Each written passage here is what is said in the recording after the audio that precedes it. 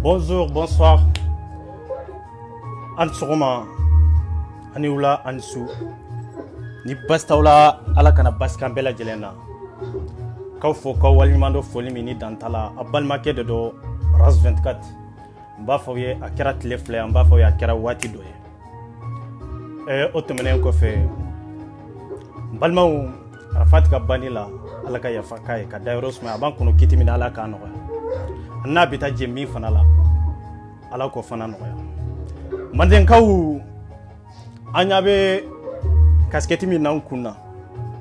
ni le lengsi semenen baka kasketi nye 30 euro de a paquet de bia ni mam mago bala nere kan numéro ba sanfe ras 24 ani ambalma muso do kan numéro fana ba sanfe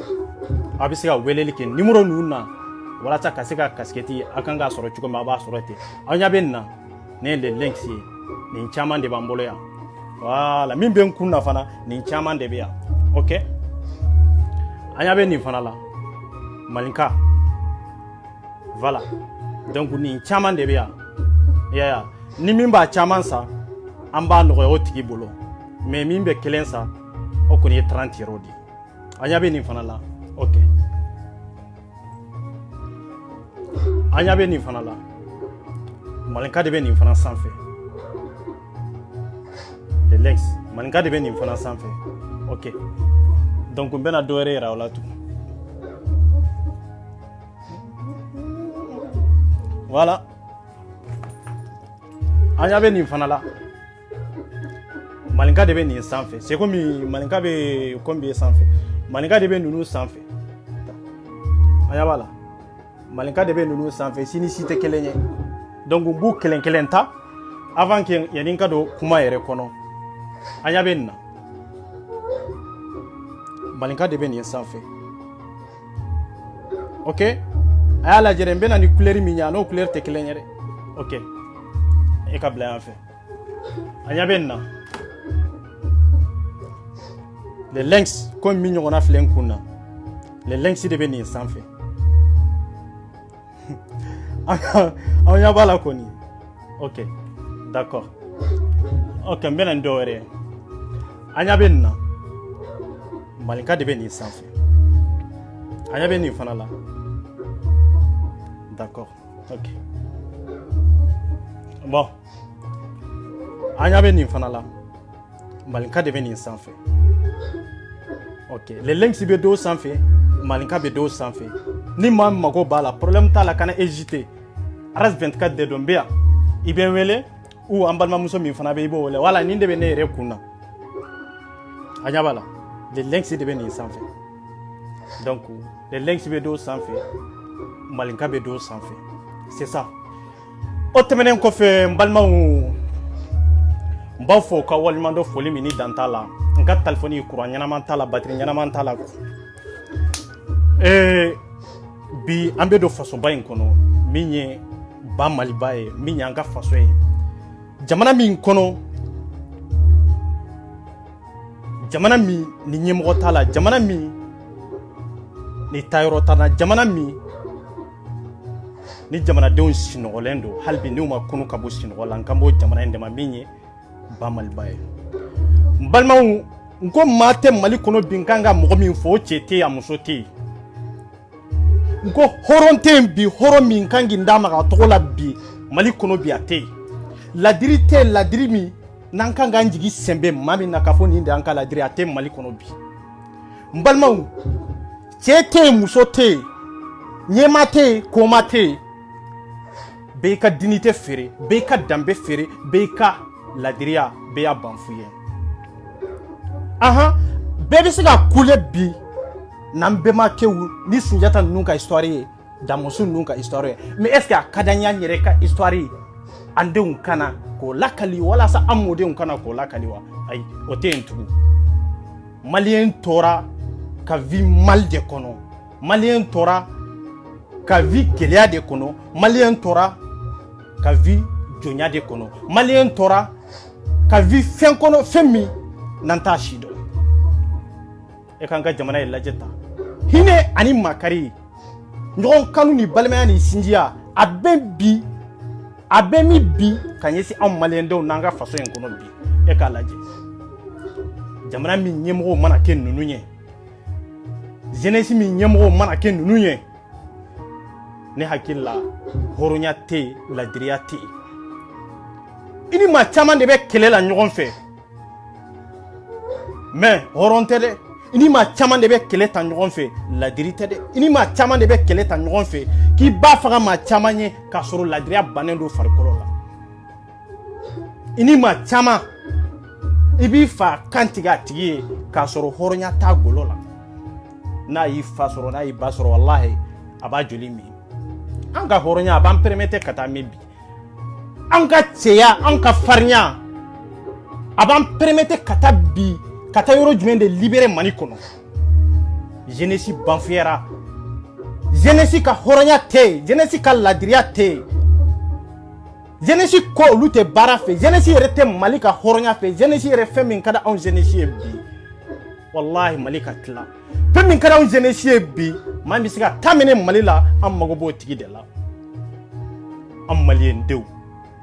an ma kunu an maliyɛndenw jago an ka fɛn dɔn an maliyɛndenw jago an ka kalan an maliyɛndenw tagama kɛra anw bolo kunnabiri ye kunnabiri min n'an tɛ se k'a ta ka bɔ an kun na an ye musow furu k'olu t'an ko k'an disi da tagama de kan k'an disi da aventure de kan bi an musow de bɛ kɔnɔ t'an ko an bɛna k'an denw sɔrɔ san 15 la san 20 na k'a sɔrɔ u t'u fa dɔn i fa tin t'u la ba tin t'u la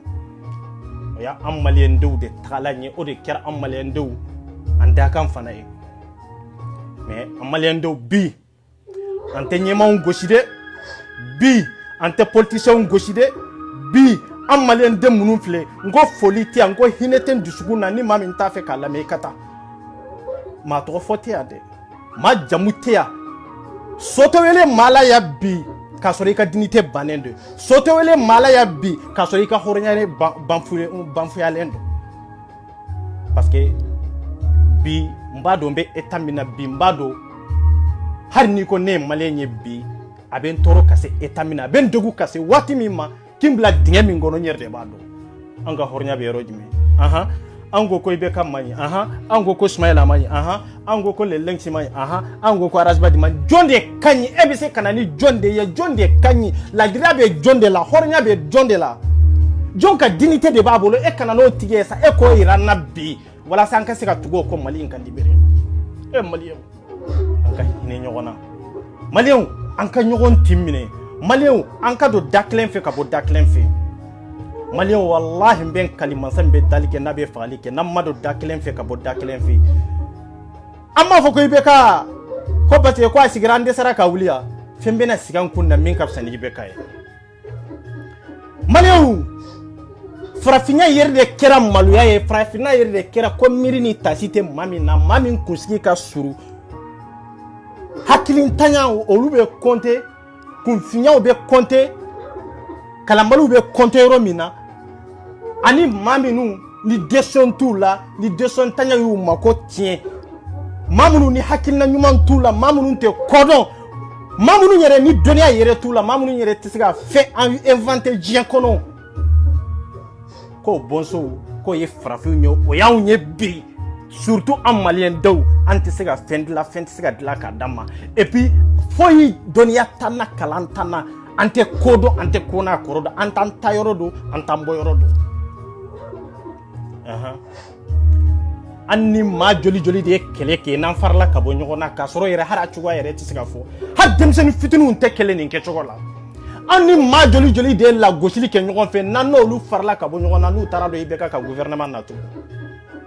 an bɛna an jɔ k'a fɔ an ni minnu farala ka bɔ ɲɔgɔn na k'olu ka dignité man ɲi minnu bɛ IBK ka gouvernement na olu ka dignité ka ɲi olu ka dignité ka ɲi ka tɛmɛ an ni minnu farala ka bɔ ɲɔgɔn na bɛɛ ka hɔrɔnya de ka gɛlɛn i bolo ka tɛmɛ mɔgɔ wɛrɛ ka hɔrɔnya kan donc ni bɛɛ y'i ka hɔrɔnya gardi faso in bɛ taa ni bɛɛ y'i ka hɔrɔnya gardi ni bɛɛ y'i ka ladiriya gardi ka mara i yɛrɛ kun wallahi faso in bɛ taa ɲɛfɛ nka anw bɛ yan faso ko de kama anw bɛ yan ba maliba de kama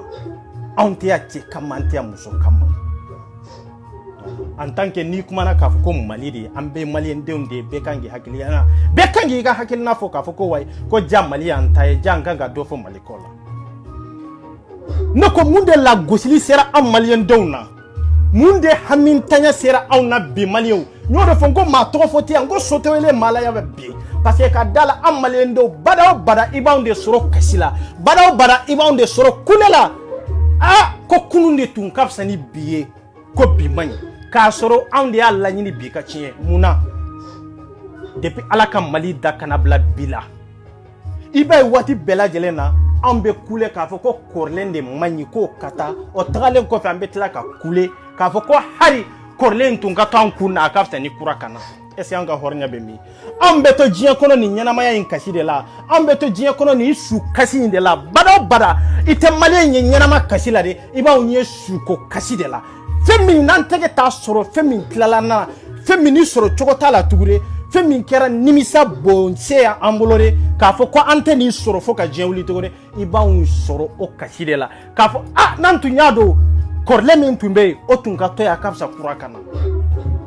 e ni ala cɛ k'anw to nin na jamana in bɛ avancer e ni ala cɛ k'anw tɛ nin na jeunesse bɛ fara ɲɔgɔn kan e ni ala cɛ k'anw to nin na jamana in bɛ libérer a ye sigi aw k'a lajɛ waati bɛɛ lajɛlen anw bɛ su kasi de la o ye su jumɛn ye depuis Modibo tilela an ko Modibo man ɲi an y'o faga ka bɔ yen Musa nana an ye Musa minɛ ka bɔ yen a tɛ Alpha tilela tugun an ko ayi Alpha man ɲi Musa de ka ɲi Musa kɔni an y'o lawuli k'o bɔ yen Musa tagalen kɔfɛ an ko ayi Alpha man ɲi e ka mandat banna e ka taa ATT kana o de ye Mali jigi ye ATT nana tugun an ko man ɲi an ko ATT ka hɔrɔnya banfuyalen de don ATT ma foyi kɛ jamana kɔnɔ ATT taara mais hali bi anw de bɛ kasi la ko ATT de ka ɲi ko i bɛ ka man ɲi an de bɛ kasi la tugun ko i bɛ ka man ɲi ko hali ATT tun ka to an kun na est ce que an ka hɔrɔnya bɛ min est ce que an ka ladiriya bɛ min maliyɛn denw ne ko aw b'aw da ka sinɔgɔ mais aw tɛ miiri maliyɛn denw ne ko aw bɛ kuma hakili kɔfɛ de ya maliyɛn denw ne ko aw ka hakilina bɛ yɔrɔ jumɛn aw ka kalan a y'aw bila yɔrɔ jumɛn ou bien aw bɛ ka kalan min kɛ école ni mandarasa la kalan in a bɛ ka taa yɔrɔ jumɛn aw bɛ k'a mara yɔrɔ jumɛn walasa k'aw denw bɔ dibi la k'aw mɔdenw bɔ dibi la ka Mali ka histoire lakali awa depuis ala ka Mali da an tɛ kasi ɲɛnama nɔfɛ de su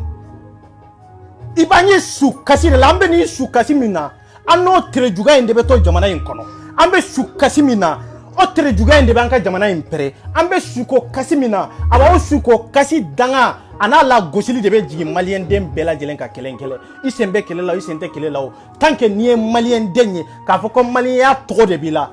nin su kasi in kasa de bɛ taa jigin i kan mun na jamana ye halaki cogo lajɛ munna e ka Mopti lajɛ e ka Gao lajɛ e ka Kidal lajɛ e ka Kulukɔrɔ lajɛ e ka Bamakɔ lajɛ e ka Kaye lajɛ yɔrɔ jumɛn de lafiyalen don yɔrɔ jumɛn de ni hɛrɛ bɛ yen a tɛ yen o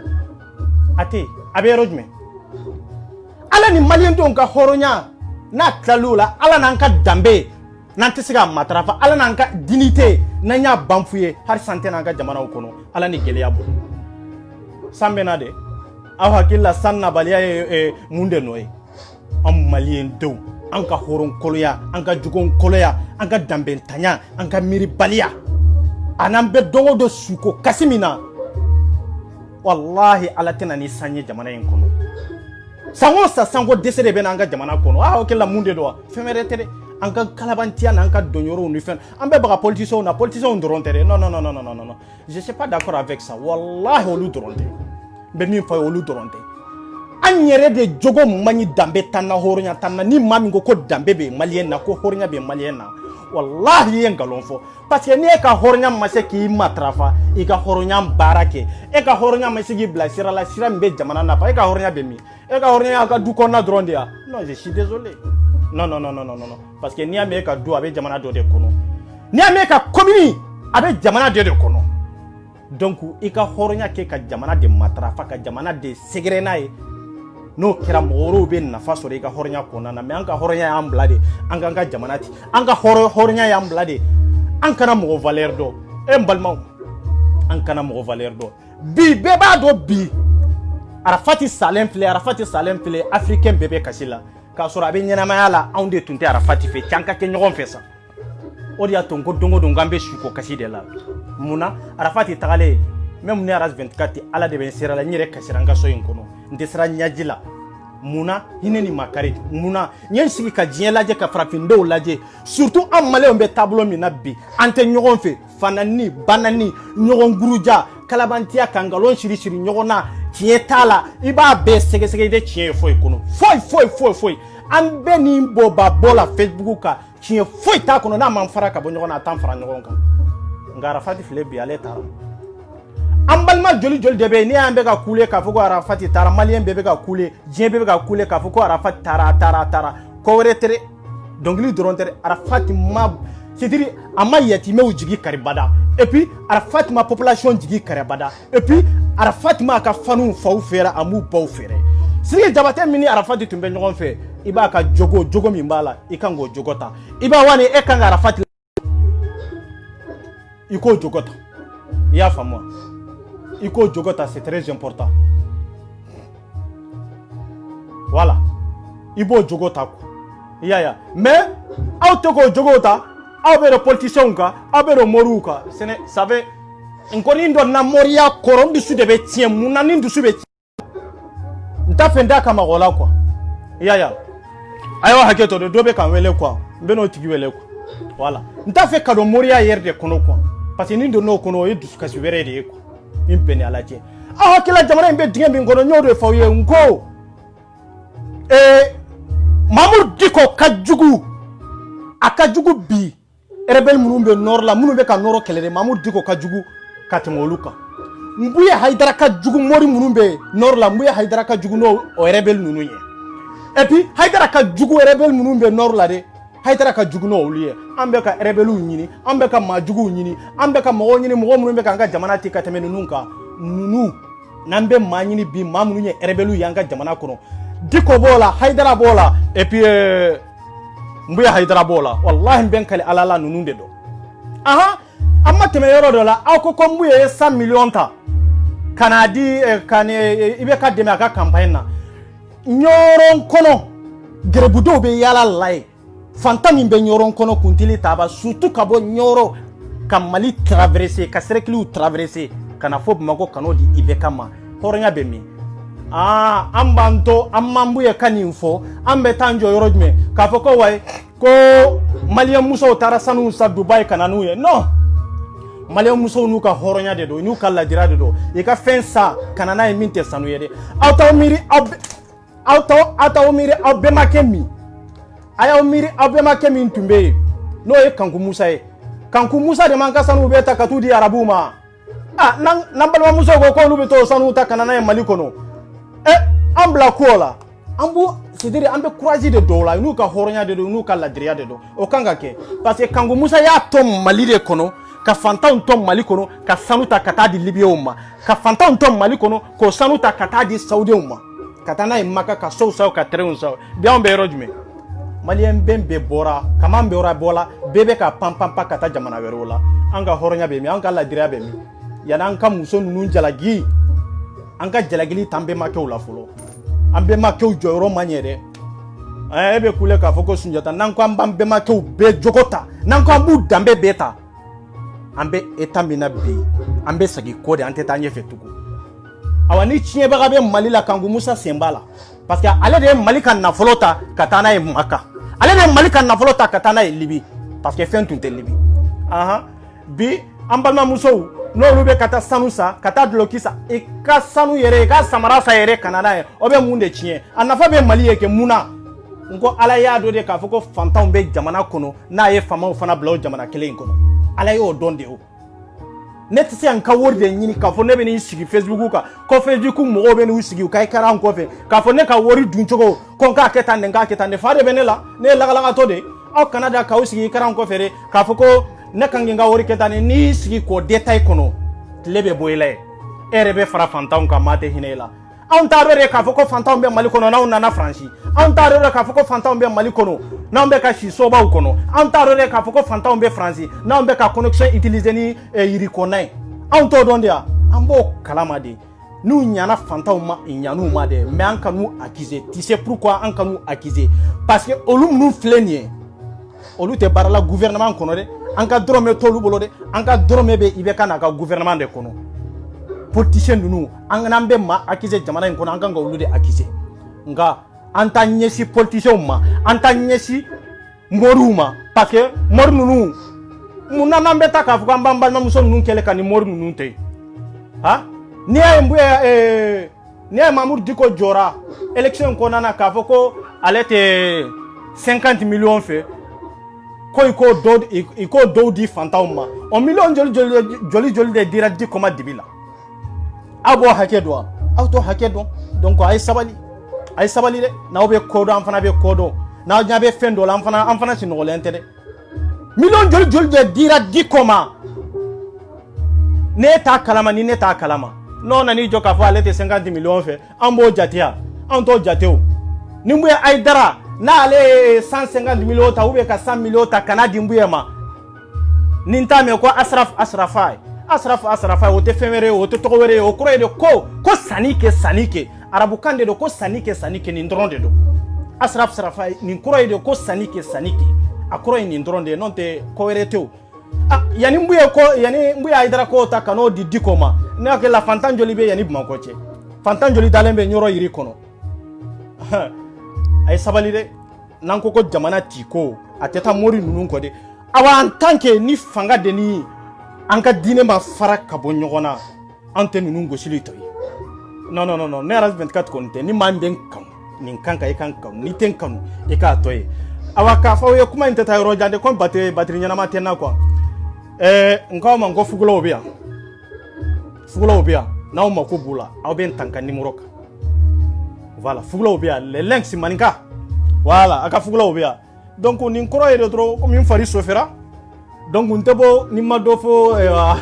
mbuye nunu nye pi mfana benga tiere ka parce que nga million joli de diruma et puis anga fama odi adi munanu ko ku tafe itunga nga fo ka fu tafe ke voilà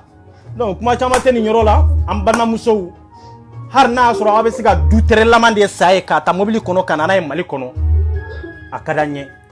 voilà ambe siga fo awere kapsa ni Kangu Musa e parce que Kangu Musa e malien be dia nga fo Afrique be kono anyo na politique tunte voilà o mi nyanga na folo ko ta katana e Saudi jamana ka bi Saudi kono ite chenche nyana mais e kanga capital la jeke jibe ka tiga anfa na mbawla e amba fo kambe Kangu Musa tanu ninkanga aw te fen kalama na aw bena bo fen kalama ni na awa ayeta femin karaw ye min teniere ayeta ti aw kana nai wala aw ya kan na folo nyini segena ka fantaw to jamana kono na ye fantaw ndeme ayu deme mais anta wajibi ya ko femin ba bolo jago aw ka fantaw ndeme no ne to sega nga wori nyini segena ka foko be ni daga sigine kana ka foko jago ko fo ne ka wori ngado e dade fe ni ne kombe sigi ka detail de ta Facebook ka detail ta ekran de kofe wallahi ka wuri amba bampeu ibe sagi wuri nyini na tunkwa donc hajira na nyengo ya malewa ay sabali sa be ka doki yere sa ne ado ka fo fantaw de be malla mais be ka si somi ngono ntumbe sega sobere ta minteni fanai voilà kalo ntumbe sega na fanye fantaw ma mais be ka singa so kono nga ordinateur be mbolo telefoni jol de be mbolo o tenga connexion na o te fevere munumbe mbolo tugu o to lula munani nyoke mbaro fantaw mbende ikanga de me fantaw mbende me yananko lu kele fulanka modi nunu kele parce que milo hake mindira dikoma eta kalama neta kalama eto kalama ibe kan diko de bo kalama depuis be kam mana million jol de tumbe ka di dikoma million jol tumbe ka di shirifikema million jol tumbe ka di aidarama ni non te jombado aidara be bara jumende la mali kono ko abo wori soro katla ka ni soba injo katla ka bla ni valeri bay ni mobile bay kono abe bara jumende la jomba barado ate duko be mumbara la ate almamiya ta di mogoma o en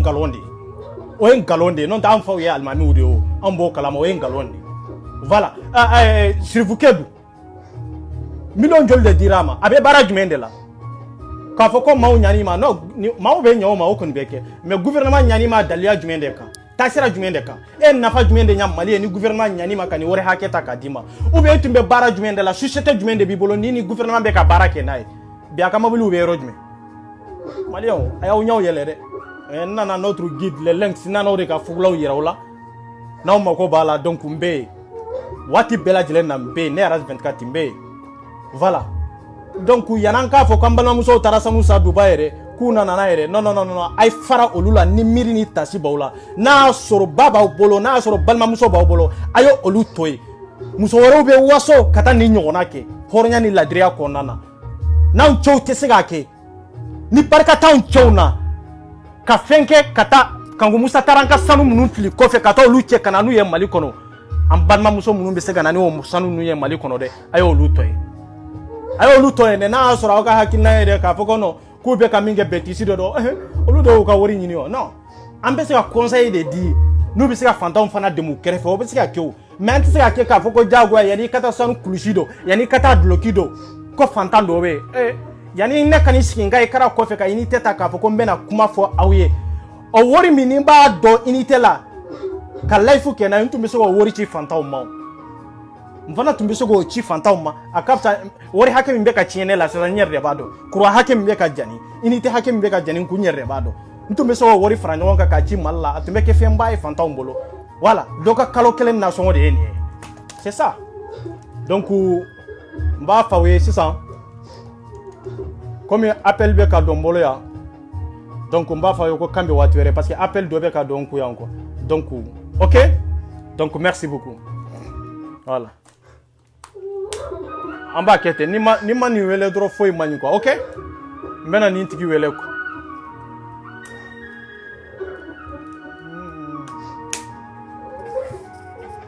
n ka telefɔni yɛrɛ bɛ yɔrɔ min